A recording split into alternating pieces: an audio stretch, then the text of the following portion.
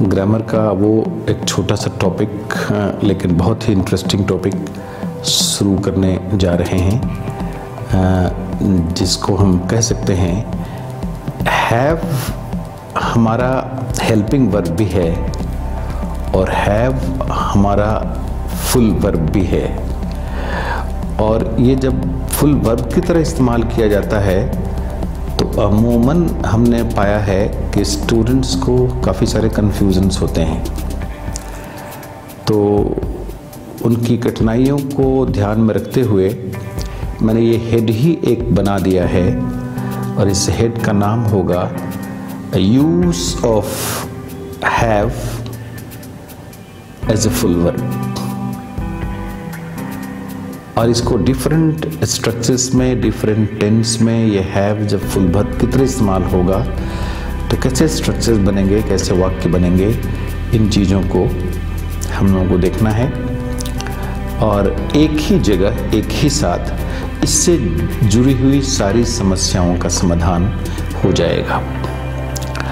हम इसको helping verb के साथ भी इस्तेमाल करके बताएंगे और मैं इसे मॉडल के साथ भी इस्तेमाल करके आपके सामने सेंटेंसेस को रखूँगा।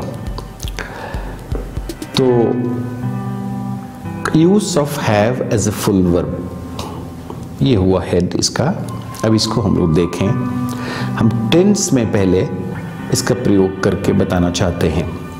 हैव को अगर फुल वर्ब की तरह इस्तेमाल होगा तो ये सिनोनिमस हो जाएगा टेक या कीप के बराबर।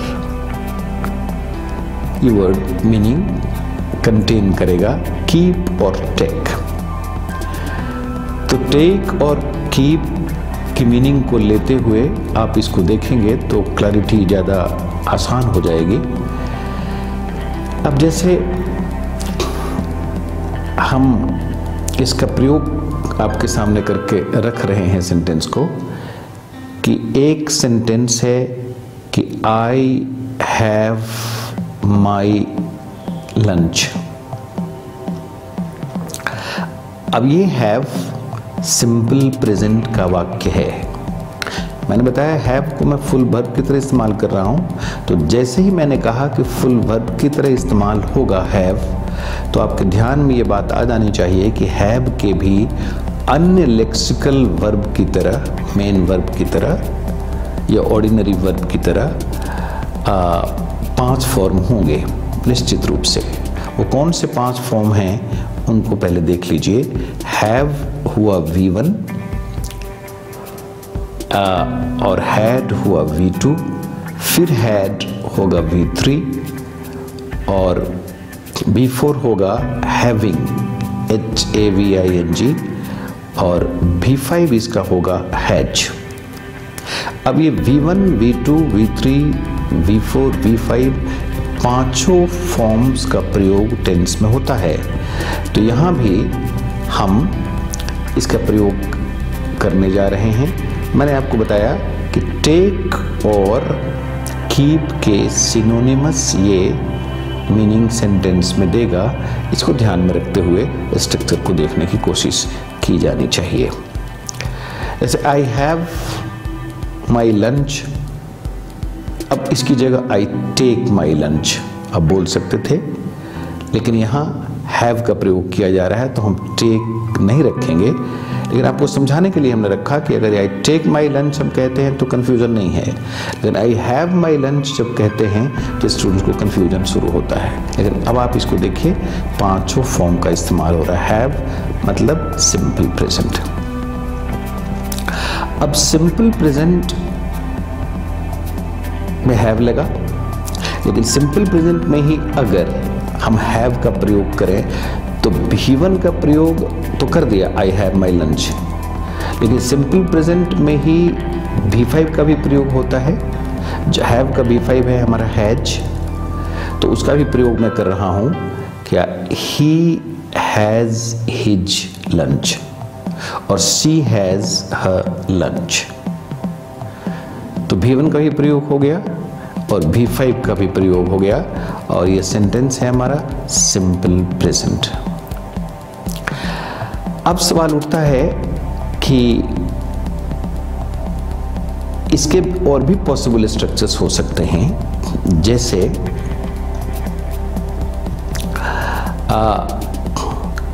नेगेटिव इसका रख रहा हूं मैं, I don't have my lunch. For interrogative, do I have my lunch. For negative interrogative, don't I have my lunch. For interrogative WH, why do I have my lunch या when do I have my lunch। for negative interrogative WH, why don't I have my lunch। तो इसको हम 6 possible structures में इस have as a full verb का इस्तेमाल कर सकते हैं। और इसी तरह से पूरे टेंस में होगा। तो अब फिर हम आगे बढ़ रहे हैं, वो सेंटेंस हो रहा है हमारा प्रेजेंट कॉन्टिन्यूअस। प्रेजेंट कॉन्टिन्यूअस में होगा I am having my lunch. Grammar ऐसे सेंटेंस को इनकरेज नहीं करता, लेकिन हैविंग का प्रयोग कॉन्टिन्यूअस टेंस में वर्ल्ड के बहुत अच्छे नोवेलिस्ट करने लगे हैं। इसलिए उनको एक पैरामीटर मान के कहा जा सकता है कि हैविंग का प्रयोग किया जा रहा है। बड़े स्कॉलर्स जिनको दुनिया पढ़ती है वो भी इस्तेमाल कर रहे हैं। तो ये हो गया हमारा प्रेजेंट कॉन्टिन्यूअस में I am having my lunch, means I am taking my lunch.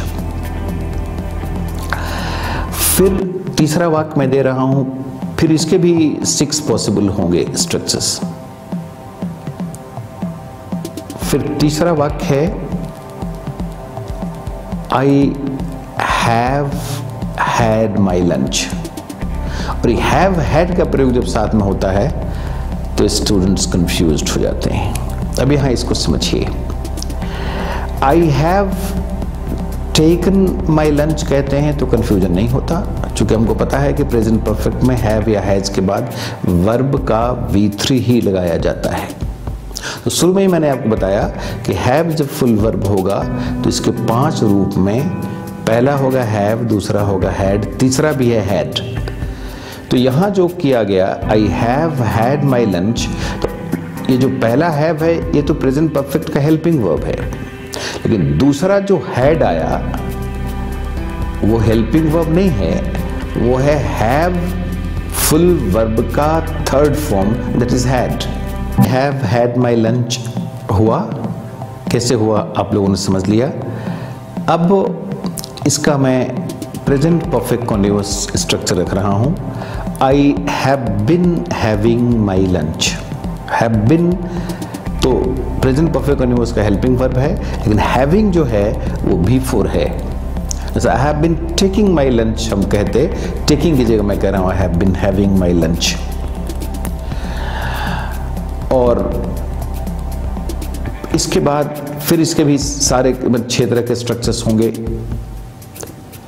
फिर अब हम लोग आ जाएं पास्ट में, और वो सिंपल पास्ट में देखिए आई had my lunch. I had my lunch ये हमारा सिंपल पास्ट होगा। ये जो हैड है ये हैव का V2 है। जैसे आई टुक माई लंच की जगह हो गया आई हैड माई लंच। अगर नेगेटिव करेंगे तो ये होगा I didn't have my lunch, या did I have my lunch, या didn't I have my lunch, या when did I have my lunch and why didn't I have my lunch. इसके भी 6 पॉसिबल स्ट्रक्चर्स होंगे, और ये तमाम वाक्यों में हैव को हमने फुल वर्ब की तरह इस्तेमाल किया है। तो सिंपल पास्ट में आई हैड माई लंच का ग्रामेटिकल जस्टिफिकेशन आपने देखा। ये हैड याद रखना है हैव का V2 है। फिर अब बारी आ रही है पास्ट कॉन्टिन्यूअस की। तो पास्ट कॉन्टिन्यूअस में हम देखें वहां स्ट्रक्चर क्या होता है, सब्जेक्ट होता है और उसके बाद हेल्पिंग वर्ब में वॉच या वेयर आता है, और उसके बाद वर्ब का V4 आता है। यहां भी हम वही करेंगे, सब्जेक्ट रखेंगे, आवश्यकता है तो वाज देंगे, आवश्यकता है तो वेयर देंगे, और फिर हैव का बिफोर जो हैविंग होगा उसका इस्तेमाल करेंगे। जैसे I was having my lunch और दे वेयर हैविंग देयर लंच।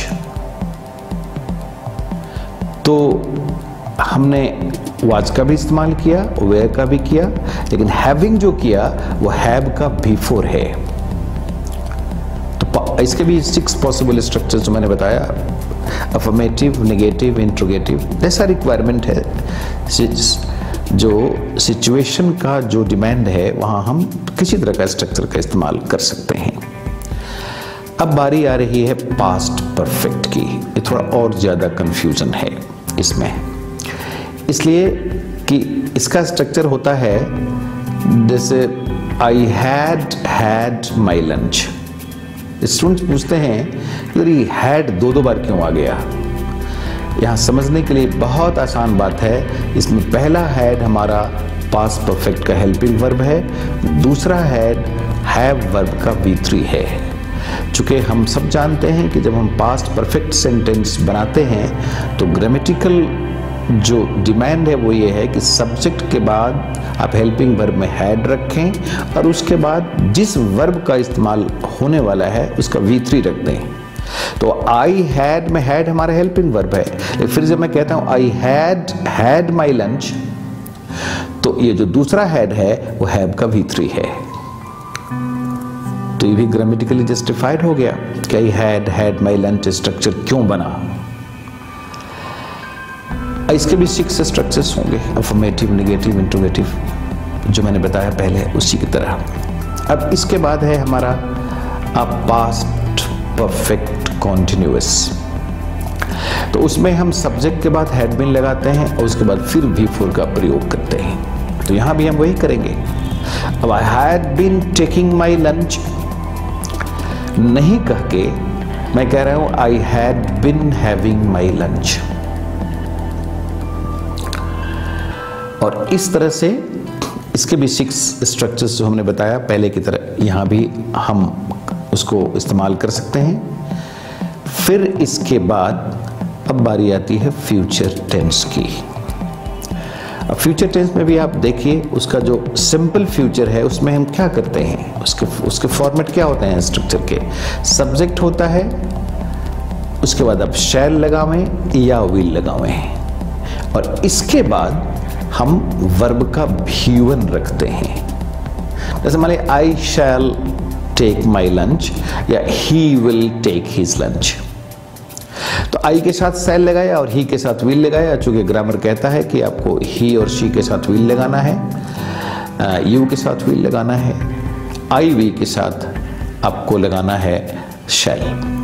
तो I shall take my lunch के बदले अगर कोई कहता है कि आई शैल हैव माई लंच, तो वो हैव को इस्तेमाल करता है फुल वर्ब की तरह और वो स्ट्रक्चर इस्तेमाल कर रहा है सिंपल फ्यूचर। तो I shall have my lunch या he will have his lunch, ये सिंपल फ्यूचर है। अब इसके बाद कंफ्यूजन क्या होता है कि आई शैल हैव जो स्ट्रक्चर है वो तो फ्यूचर परफेक्ट का भी है। जैसे I shall have written, I shall have spoken, I shall have gone, हम बोलते रहते हैं, लेकिन वहाँ शैल हैव हेल्पिंग वर्ब है। यहाँ जो आई शैल हैव माई लंच जो मैं कहता हूँ, तो इसमें इस शैल हैव में शैल हेल्पिंग वर्ब है, हैव तो वर्ब हैव का V1 है। जैसा आई शैल राइट, आई शैल स्पीक, आई शैल गो, आई शैल कम, हम जो बोलते हैं शैल के बाद V1 लगाते हैं। तो यहाँ भी हम हैव जो लगा रहे हैं वो फुल वर्ब का V1 है। तो I shall have my lunch. अब इसके बाद बारी आ रही फ्यूचर कॉन्टिन्यूअस की। I shall be taking my lunch की जगह आप कह सकते हैं I shall be having my lunch या he will be having his lunch. तो यहाँ जो हैविंग है वो V4 है, हैव का V4 फुल वर्ब का। और इसके भी 6 जो स्ट्रक्चर्स मैंने चर्चा की है पहले, उसी की तरह आप 6 स्ट्रक्चर्स में इस्तेमाल कर सकते हैं according to requirement of the situation. इसके बाद अब बारी आती है फ्यूचर परफेक्ट की। तो फ्यूचर परफेक्ट में हम क्या करते थे? पहले हम करते थे सब्जेक्ट प्लस शैल हैव या विल हैव प्लस V3। यहां भी हम वही करेंगे। आई शैल हैव, V3 की जगह मैं कह रहा हूं I shall have had my lunch.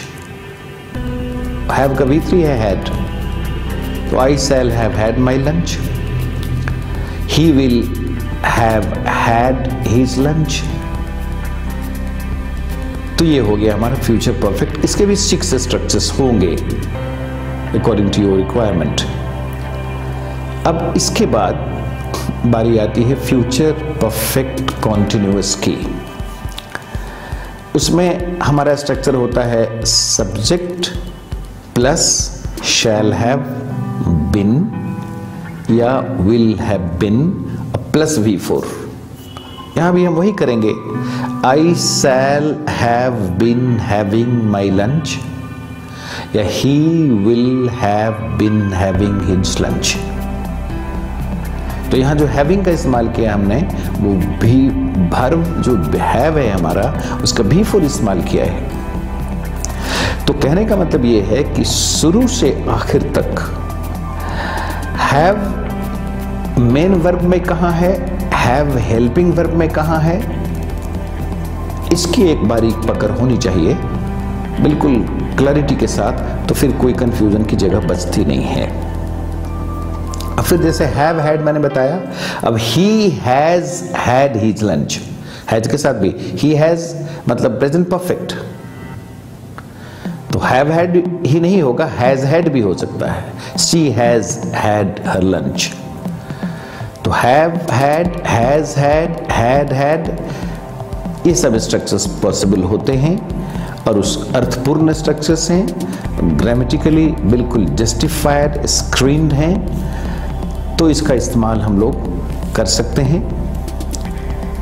अब इसके बाद हम थोड़ी चर्चा मॉरल की भी इसके साथ करेंगे।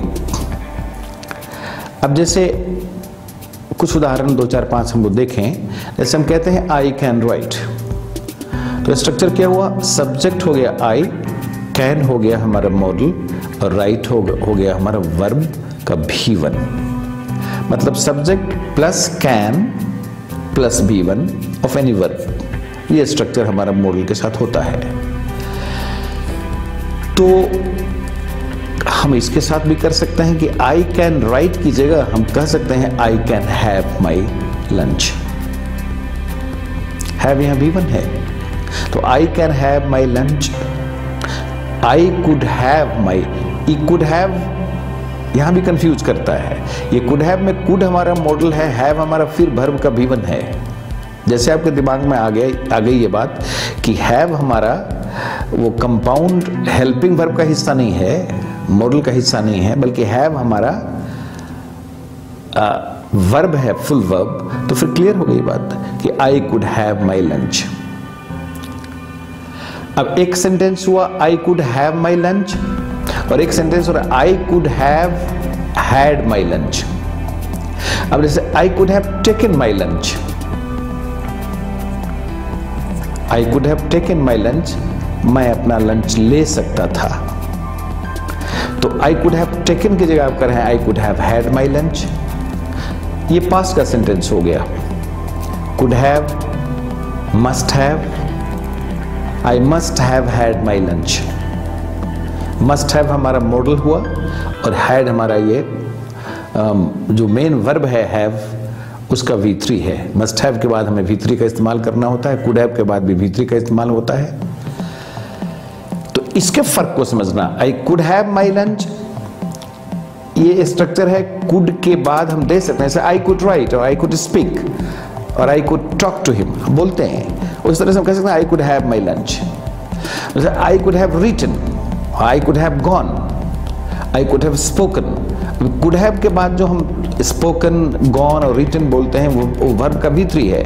उसी इन द सेम फैशन हम आई could have had my lunch बोल सकते हैं। जैसे I should have my lunch, should के बाद हम जैसे मुझे लिखना चाहिए हम कहते हैं आई शुड राइट। हमारा स्ट्रक्चर क्या हो रहा है, subject I, should model, right हमारा होता है वर्ब का B1। तो आई शुड राइट हम कह सकते हैं, अगर ग्रामेटिकली करेक्ट सेंटेंस है तो I should have my lunch being कह सकते हैं, चूंकि यहाँ जो हैव है वो आई शुड राइट की तरह ही B1 है have. I should have my lunch, मुझे मेरा लंच लेना चाहिए। फिर मुझे मेरा लंच लेना चाहिए था, तो I should have taken my lunch. हम कहते हैं, इसमें कोई कंफ्यूजन स्टूडेंट को नहीं है, लेकिन जब कहते हैं कि I should have had my lunch तो वो कंफ्यूज्ड हो जाता है। तो ये कंफ्यूजन क्यों है, इसको समझना है। आई कुड हैव के बाद हमेशा हमें V3 का इस्तेमाल करना है। तो आई कुड हैव टेकन की जगह हमने कहा आई could have had my lunch, और ये कहा जा सकता है। तो I should have had my lunch, I could have had my lunch, I could have my lunch, I should have my lunch, ये सब ग्रामेटिकली करेक्ट सेंटेंस हैं। अलग अलग संदर्भों में, अलग अलग कॉन्टेक्स्ट में, अलग अलग टेंस में इसके इस्तेमाल बखूबी होते हैं।